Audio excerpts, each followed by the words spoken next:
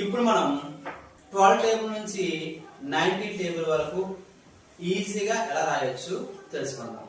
ముందుగా 12 3 రాసే ముందు ఈ 1 ని తీసేయాలి.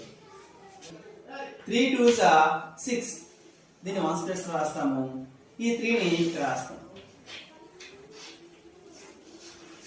సో 12 3s 36, 14 2s ఇక్కడ 1 తీసేస్తాం. 2 4s 8, ఈ 2 ని ఇక్కడ రాస్తాం.